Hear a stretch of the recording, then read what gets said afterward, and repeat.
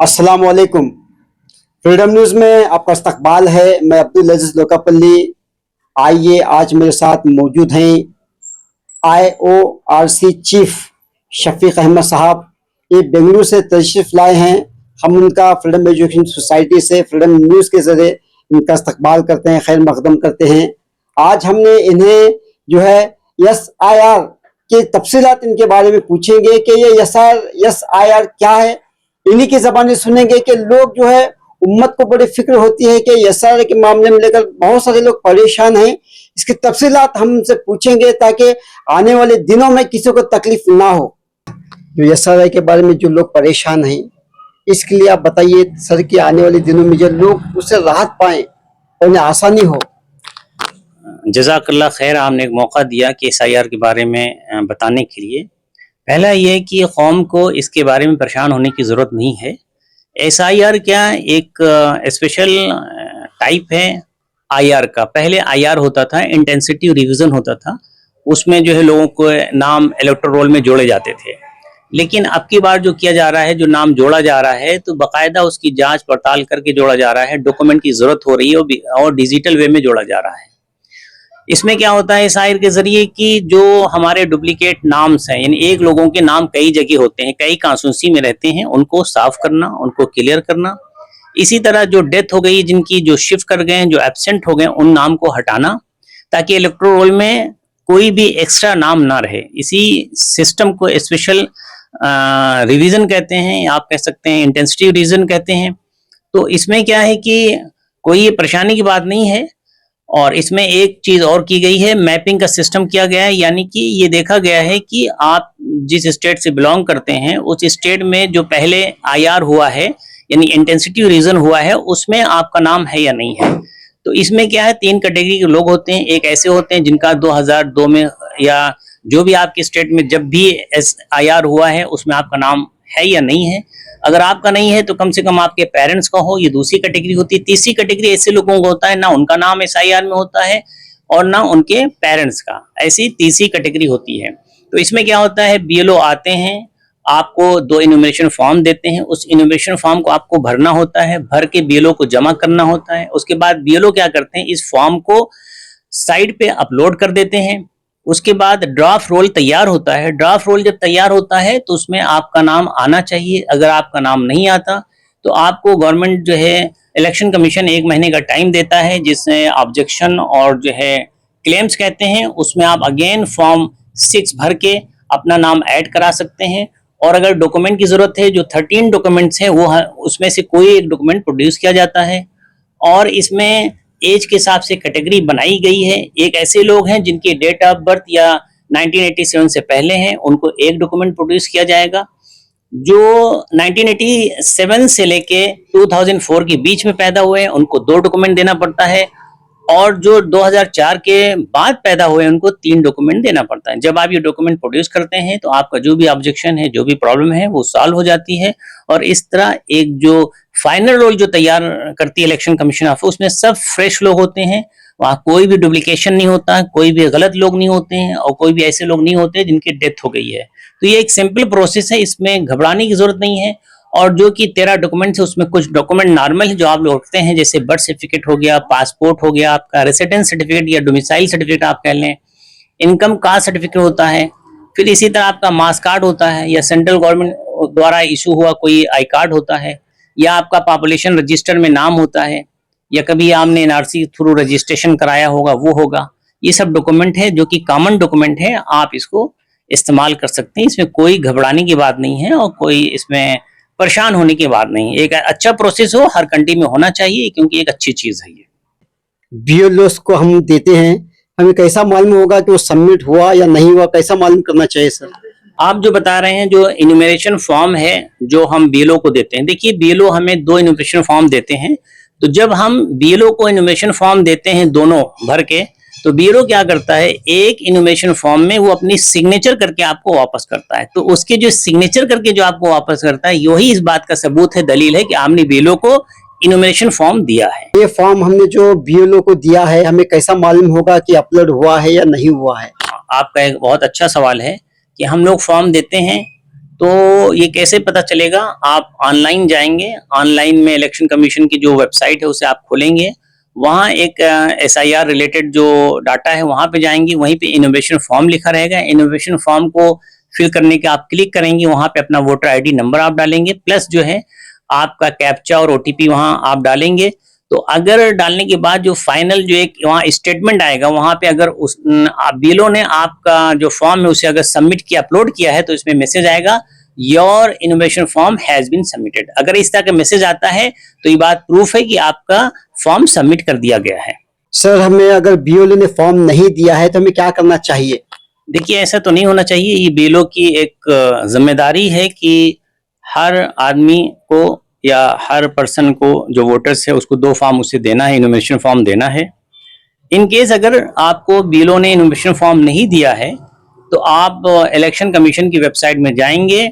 Website में जाने के बाद जो है आप अपने BLO का नंबर वहां तलाश करेंगे। तो जब आप अपना इपिक नंबर डालेंगे, वोटर ID नंबर डालेंगे, तो BLO का नंबर मिलेगा। फिर BLO के नंबर को आप कांटेक्ट करिए, उनसे अपॉइंटमेंट लीजिए कि अभी तक हमें इनोमिनेशन फॉर्म नहीं मिला है। तो वो आपको एक टाइम देंगे, उस वक्त जाके उसको आप भर सकते हैं। दूसरा तरीका ये है, अगर आप BLO को कांटेक्ट नहीं करना चाहते तो आप ऑनलाइन भी अपने फॉर्म को सबमिट कर सकते हैं। तीसरी सिचुएशन ऐसी हो सकती है कि आपका वोटर ID में नाम ही नहीं है। जब वोटर में आपका नाम ही नहीं तो BLO आपको फॉर्म नहीं देंगे। ऐसे कंडीशन में आप क्या करेंगे कि फॉर्म 6 प्लस एक डिक्लेरेशन आप भरेंगे, यानी नया फॉर्म के लिए, नया वोटर ID बनाने के लिए आप अप्लाई करेंगे। तो ये 3 कंडीशन है। पहला कंडीशन बताया कि आप BLO का नंबर नोट कर लें, उसे कांटेक्ट करें, उसे अपॉइंटमेंट ले लें। दूसरा तरीका है खुद आप ऑनलाइन सबमिट कर दें। और तीसरा तरीका, अगर आपका नाम है ही नहीं वोटर लिस्ट में, ऐसे कंडीशन में फॉर्म 6 भरेंगे और एनेक्सर D उसे आप भरेंगे, तो इस हिसाब से आपका काम हो जाएगा। सर, हम फॉर्म सबमिट करने के बाद हमें कैसा पता चलेगा कि हमारी कैटेगरी क्या है? ये आपका बहुत इंपॉर्टेंट क्वेश्चन है। आपको मालूम है इलेक्शन कमीशन ऑफ इंडिया ने 3 तरह की कैटेगरी बनाई है।